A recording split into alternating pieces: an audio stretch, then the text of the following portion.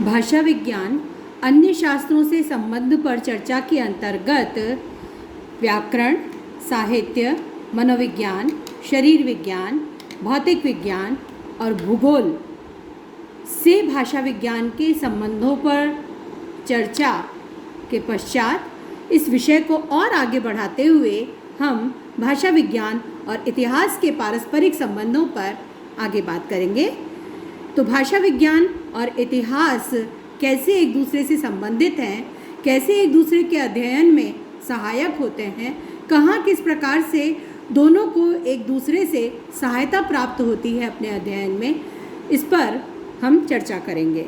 भाषा विज्ञान और इतिहास का घनिष्ठ संबंध है, दोनों को एक दूसरे से सहायता प्राप्त होती है। कहीं भाषा विज्ञान की सहायता से प्राचीन अभिलेखों, शिलालेखों, सिक्कों आदि का अध्ययन करके प्राचीन इतिहास को जानने में मदद मिलती है, तो कहीं इतिहास शब्दों के अध्ययन में सहायक होता है। तो ऐतिहासिक अध्ययन के माध्यम से भी भाषा के अध्ययन में सहायता मिलती है और भाषा के अध्ययन द्वारा प्राचीन इतिहास को जानने में भी सहायता मिलती है। बहुत ही एक रोचक क्षेत्र है यह कि कैसे हम शब्दों के अध्ययन के द्वारा उस समय में पहुंच सकते हैं, वो समय कैसा रहा होगा, उस समय किसकी महत्ता रही होगी, इसे जान सकते हैं। और इतिहास के अध्ययन द्वारा भाषा में कैसे परिवर्तन होते चले गए, उसे आसानी से समझा जा सकता है।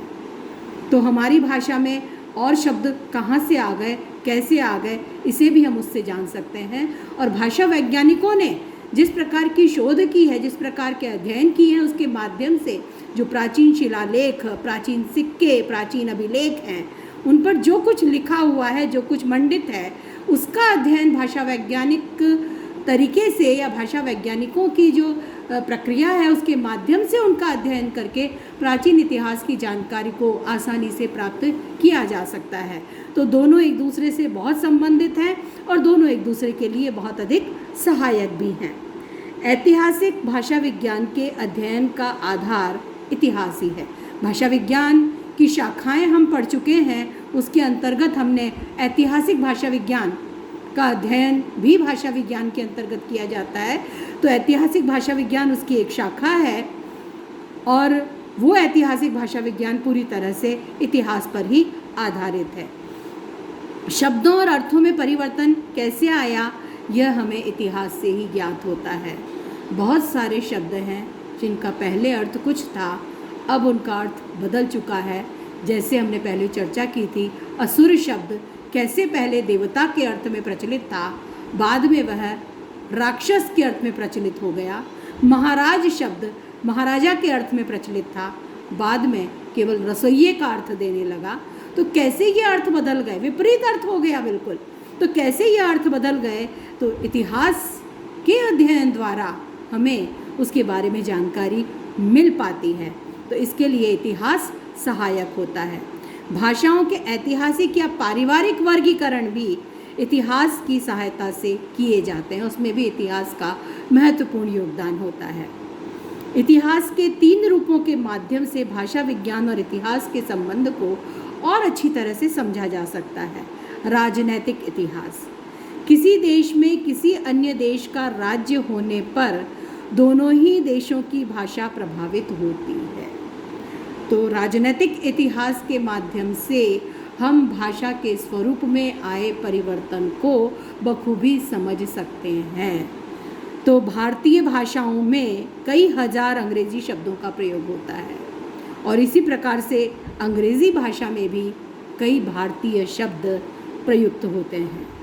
तो यह प्रयोग भारतीय जो राजनीतिक परतंत्रता थी भारत की, अंग्रेज़ों ने कई वर्षों तक भारत को गुलाम रखा है, उसी का परिणाम है। तो राजनीतिक इतिहास के अध्ययन द्वारा ही हमें यह जानकारी मिलती है कि कैसे कितने ही अंग्रेज़ी शब्द, कितने ही अरबी फ़ारसी शब्द हमारी भाषा में आ गए, घुल मिल गए, और कितने ही हिंदी के शब्द या संस्कृत निष्ठ शब्द हैं इन दूसरी भाषाओं में चले गए। तो यह इतिहास के द्वारा ही हमें जानकारी मिल पाती है, खासतौर से राजनीतिक इतिहास के माध्यम से। हिंदी में अरबी, फारसी, तुर्की, पुर्तगाली शब्दों के आ जाने का कारण जानने के लिए भी हमें राजनीतिक इतिहास का ही सहारा लेना पड़ता है। इसी प्रकार पूर्वी द्वीप समूह की भाषा में संस्कृत शब्दों की अधिकता भारत से वहाँ के राजनीतिक संबंधों की ओर संकेत करती है। दूसरा आता है धार्मिक इतिहास। तो धार्मिक इतिहास धर्म या संप्रदाय पर आश्रित भाषा संबंधी अनेक समस्याओं का उत्तर देता है। तो धार्मिक इतिहास के द्वारा, राजनीतिक इतिहास के द्वारा भी हमें भाषा संबंधी जानकारी प्राप्त होती है और इसी प्रकार से धार्मिक इतिहास धर्म या संप्रदाय पर आश्रित भाषा संबंधी जो समस्याएं उत्पन्न होती हैं उन समस्याओं का उत्तर हमें दे पाता है। भारत में हिंदी उर्दू समस्या सांप्रदायिकता की देन है। धर्म के स्वरूप में परिवर्तन भी भाषा को प्रभावित करता है।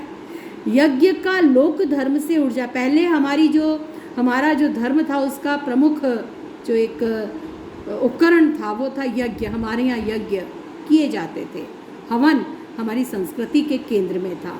तो जब तक यज्ञ आदि किए जाते थे तो उससे जुड़े हुए शब्द थे वो हमारी भाषा में प्रचलित थे। धीरे धीरे करके लोक धर्म से यज्ञ दूर हुआ और उसका ही परिणाम है कि यज्ञ से संबंधित अनेक शब्द जो कभी प्रचलित रहे थे आज हमारे लिए अज्ञात हो गए हैं। आज उसके स्थान पर आज की जो पूजा पद्धति है, आराधना है, उससे संबंधित शब्दों का प्रयोग अधिक होता है।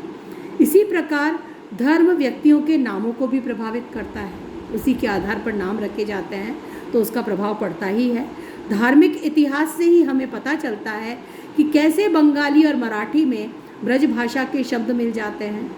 मध्य युग में ब्रज भाषा और अवधि के महत्व का कारण धार्मिक इतिहास से ही पता लगता है। कैसे ब्रज और अवधि इतनी महत्वपूर्ण रही मध्यकाल में। इसी प्रकार धर्म के प्राचीन रूप से संबंधित बहुत से प्रश्न भाषा विज्ञान की सहायता से ही हल किए जा सकते हैं। एक देश के दूसरे देश पर धार्मिक प्रभाव के अध्ययन में भी धर्म से संबद्ध शब्दों के अध्ययन से बहुत सहायता मिलती है। हम उस देश की भाषा के शब्दों का अध्ययन करें तो हमें उन शब्दों के माध्यम से यह पता लग जाता है कि कैसे इस भाषा को बोलने वालों के ऊपर उस भाषा के धर्म का प्रभाव पड़ा है। उस कारण से उस भाषा के धर्म संबंधी शब्दों का प्रयोग इसमें हो रहा है। तो धार्मिक इतिहास भी इस प्रकार भाषा के अध्ययन में सहायक होता है और भाषा विज्ञान या भाषा का अध्ययन धार्मिक इतिहास को समझने में भी सहायक होता है। तो दोनों अन्योन्याश्रित हैं। तीसरा होता है सामाजिक इतिहास। तो इतिहास और भाषा विज्ञान के संबंधों के अंतर्गत हमने पहले देखा राजनीतिक इतिहास कैसे सहायक है, फिर धार्मिक इतिहास और अंतिम है सामाजिक इतिहास। तो सामाजिक इतिहास और भाषा विज्ञान भी कैसे एक दूसरे से संबंधित हैं। समाज में प्रचलित परंपराएं भाषा को प्रभावित करती हैं। सामाजिक इतिहास के अध्ययन द्वारा ही यह जानकारी प्राप्त हो पाती है। भारतीय भाषाओं में हम उदाहरण लेते हैं, भारतीय भाषाओं में संबंध बोधक शब्द यथा दादा दादी, नाना नानी, पड़दादा पड़दादी, पड़नाना पड़नानी, चाचा चाची, मामा मामी, मौसा मौसी, जीजा जीजी, बुआ फूफा आदि प्रचुरता से प्रचलित हैं। हर संबंध के लिए हमारे यहाँ अलग संबोधन सूचक शब्द प्रयुक्त होता है। एक ही शब्द सबके लिए प्रयुक्त नहीं होता। तो यह प्रयोग यह बताता है कि भारतीय समाज में किस प्रकार परिवार और संबंध अत्यधिक महत्व रखते हैं। तो भारतीय समाज और भारतीय सामाजिक इतिहास की जो स्थिति है उसका पता हमें इससे लग जाता है जब हम इन शब्दों का अध्ययन करते हैं। इसके विपरीत विदेशी भाषाओं में एक ही शब्द अनेक रिश्तों में प्रयुक्त होता है। जैसे अंकल शब्द मामा, चाचा, मौसा, फूफा सबके लिए प्रयुक्त हो जाता है। तो यह हमें यह बता देता है कि किस प्रकार से विदेशी लोगों के बीच में या उनके समाज के बीच में संबंधों का इतना महत्व नहीं है जितना महत्व हमारे भारतीय समाज में है। हर संबंध अपना महत्व रखता है। हर संबंध से जुड़े रीति रिवाज आदि हैं, उससे संबंधित शब्द भी हैं। आपको ध्यान होगा विवाह आदि में भात गाया जाता है। भात जो मामा के द्वारा, जिसके यहाँ शादी हो रही है उस स्त्री के भाई के द्वारा, जिसकी संतान का विवाह उसके भाई द्वारा लाया जाता है। कितने भात गाए जाते हैं, हर रिश्ते को लेकर के गीत गाए जाते हैं, सबको नौता जाता है। तो ये सारे जो रीति रिवाज हैं और ये सारी जो भाषा में प्रयुक्त होने वाले शब्द हैं वो अन्योन्याश्रित हैं। एक तरफ उस भाषा के द्वारा हमें सामाजिक इतिहास का पता लगता है, भारतीय समाज का स्वरूप और इतिहास में उसकी क्या स्थिति रही है उसका पता लगता है, और वहीं दूसरी तरफ उस सामाजिक इतिहास के द्वारा हम भाषा के महत्व को या भाषा को भी समझ सकते हैं। हमें ये पता लग जाता है किस युग में किस प्रकार के शब्द प्रचलित रहे, तो उस युग में संबंधों की या समाज की दशा कैसी रही है, और अब यदि उसमें परिवर्तन आ गया है तो कहीं ना कहीं उन संबंधों में भी परिवर्तन आ रहा है। इसका अध्ययन हम उसके माध्यम से कर सकते हैं। आज हम भारत में भी देखते हैं कई स्थानों पर इस प्रकार का चलन हो गया है कि अंकल शब्द का प्रयोग ही, जैसे हमने अंकल का और चाचा चाची मामा मामा में सबका उदाहरण लिया कि चाचा मामा फूफा मौसा सबके लिए अंकल शब्द का प्रयोग कई स्थानों पर इस प्रकार का चलन देखने को मिलता है। तो वो समाज के बदलते संबंधों को निश्चित रूप से हमारे सामने रखता है। सामाजिक इतिहास के द्वारा समय विशेष में भाषा की स्थिति क्या रही है इसका हमें पता लग जाता है। सामाजिक संबंधों के स्वरूप की जानकारी भी मिल पाती है। सामाजिक इतिहास से भाषा और भाषा विज्ञान से सामाजिक इतिहास को पर्याप्त सहायता मिलती है।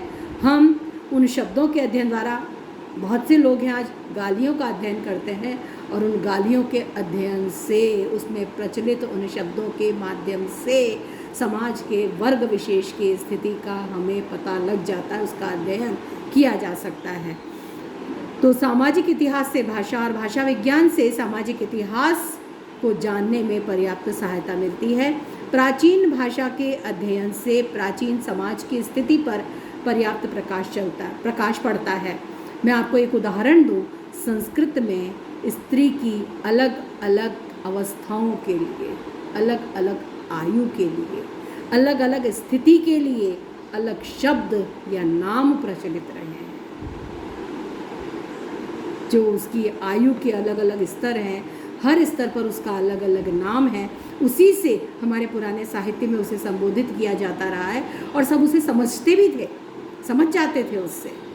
उसकी जो अलग अलग अवस्थाएं होती है, दैहिक अवस्था, सामाजिक अवस्था, हर अवस्था के लिए अलग शब्द प्रचलित था। वह जो प्रयोग है इस प्रकार का, कितने ही शब्द उसके लिए अलग अलग मिलते हैं, तो वो यह बताते हैं कि समाज में स्त्री की कितनी महत्ता थी। तो निष्कर्ष स्वरूप हम कह सकते हैं कि इतिहास और भाषा विज्ञान दोनों एक दूसरे के अध्ययन में सहायक होते हैं, दोनों ही अन्योन्याश्रित हैं।